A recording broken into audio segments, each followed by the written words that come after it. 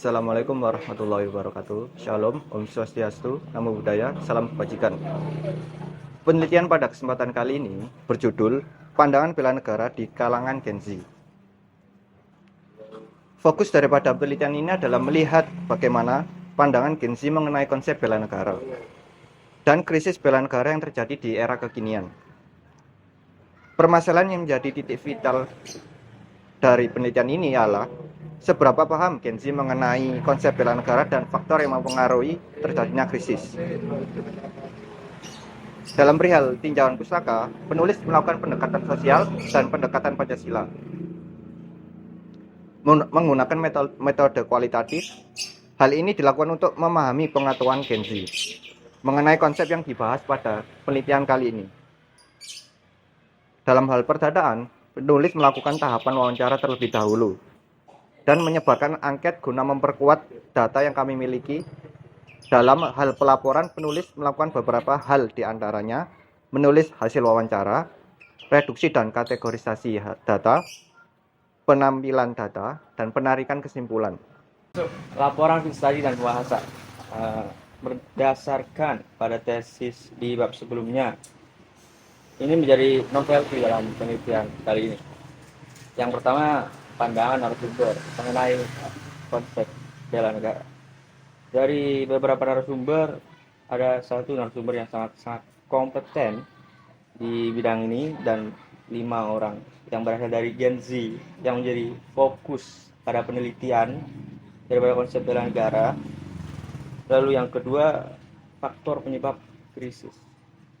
Dalam wawancara yang telah penulis lakukan, penulis menemukan kesamaan dari jawaban wawancara.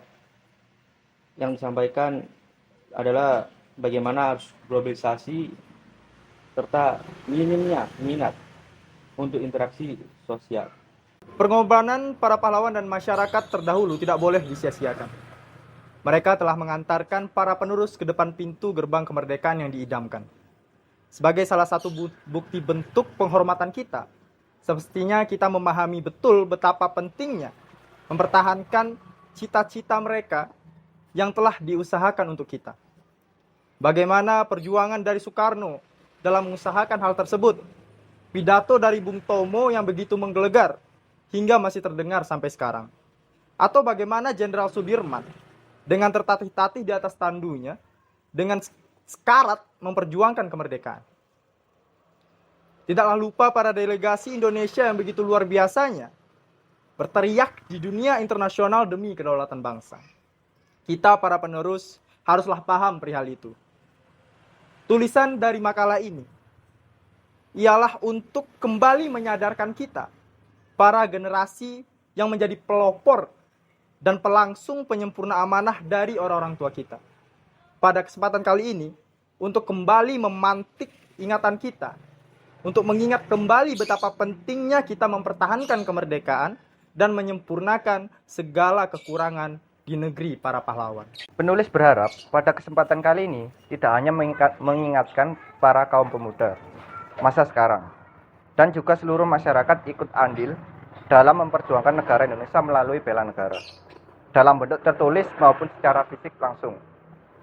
Kita, generasi muda bangsa Indonesia, seharusnya sebagai simbol dari bentuk pemuda yang mampu mendorong seluruh masyarakat Indonesia untuk mempertahankan bangsa Indonesia. Penulis memahami tulisan pada kesempatan kali ini begitu adanya, bukan hanya untuk mengingatkan generasi muda saja, namun ini juga menjadi suatu cerminan besar yang diletakkan di depan mata penulis untuk kembali merenungi tentang arti sebuah kemerdekaan.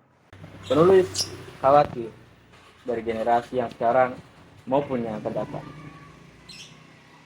nantinya tidak memiliki rasa bela negara. Semua tentang bagaimana sikap kita harus dilestarikan di kalangan anak generasi sekarang di era Society 5.0.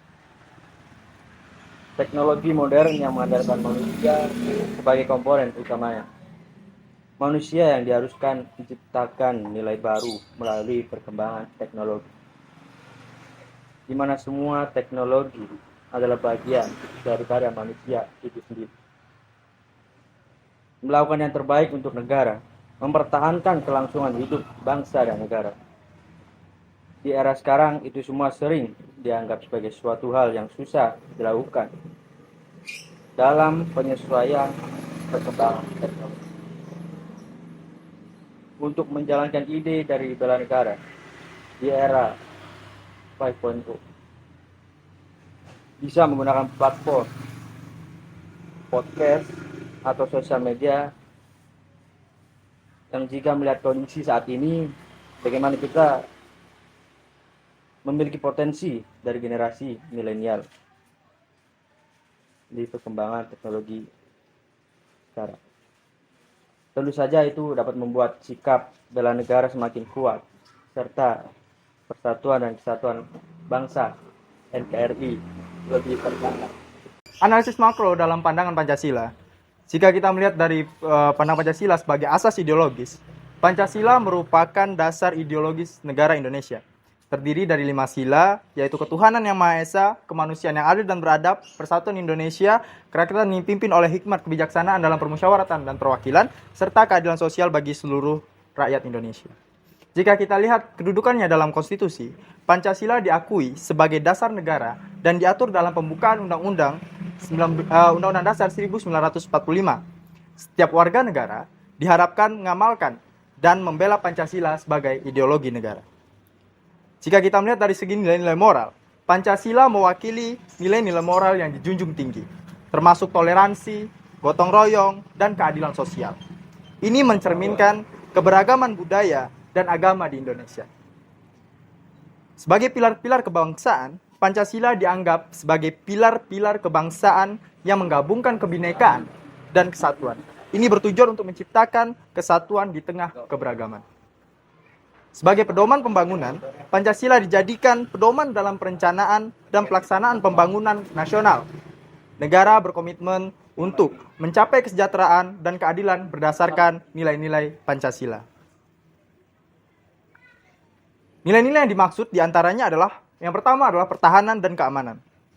Bela negara lebih terkait dengan aspek pertahanan dan keamanan nasional. Ini mencakup upaya untuk melindungi kedaulatan negara dari ancaman militer maupun non-militer. Kemudian yang kedua adalah keterlibatan masyarakat. Bela negara melibatkan partisipasi aktif masyarakat dalam upaya pertahanan. Ini mencakup keikutsertaan dalam pertahanan sipil, pengembangan semangat patriotisme, dan dukungan terhadap kebijakan pertahanan. Hubungan antara bela negara dengan Pancasila. Bela negara sejalan dengan nilai-nilai Pancasila. Pembelaan terhadap kedaulatan dan keutuhan negara dianggap sebagai wujud nyata dari komitmen terhadap sila persatuan Indonesia dan ketuhanan yang Maha Esa. Sebagai pembangunan kemandirian, bela negara juga mencakup upaya untuk membangun kemandirian nasional, baik dalam bidang pertahanan, ekonomi, maupun sumber daya manusia. Keterkaitan antara bela negara dan ideologi, bela negara dilihat sebagai implementasi praktis dari nilai-nilai Pancasila dalam konteks pertahanan dan keamanan nasional. Pancasila dan bela negara saling berkaitan karena bela negara dilihat sebagai upaya konkret untuk mewujudkan nilai-nilai Pancasila di tingkat nasional. Keduanya berfungsi sebagai landasan untuk membangun identitas nasional Indonesia yang berdasarkan nilai-nilai moral, keadilan, dan kesatuan. Kesimpulan daripada penelitian ini pada dasarnya tidak ada perbedaan jauh mengenai makna bela negara yang dipahami oleh Gen Z. Di mana suatu sikap yang berlandaskan kecintaan pada negara. Dan kemudian selain penanaman wawasan mengenai bela negara, yang faktor selanjutnya menjadi pendukung terlaksana bagaimana bela negara itu. Bela negara itu ialah penanaman moral mengenai betapa pentingnya kita mempertahankan negara kita. Dan faktor yang menjadi krisis pelaksanaan sikap bela negara ini disebabkan karena minimnya minat sosial yang ada pada Gen Z. Sehingga tidak memunculkan rasa gotong royong sebagaimana dalam penjelasan Soekarno di bagian kajian teori yang ia kembangkan ini didukung oleh data angket yang penulis sebarkan untuk mengetahui minat sosial dari Gen Z. Saran yang dibutuhkan penulis ini, kita ada beberapa kekurangan dalam penulisan penelitian. Salah satunya harusnya ada pandangan dari narasumber yang memiliki semua bidang dalam profesi untuk menanggapi bagaimana bela negara. Itu untuk lebih memahami bagaimana sebenarnya bela negara dari berbagai sudut pandang. Dan terlalu sedikit responden untuk kalangan Gen Z yang melengkapi data mengenai penelitian.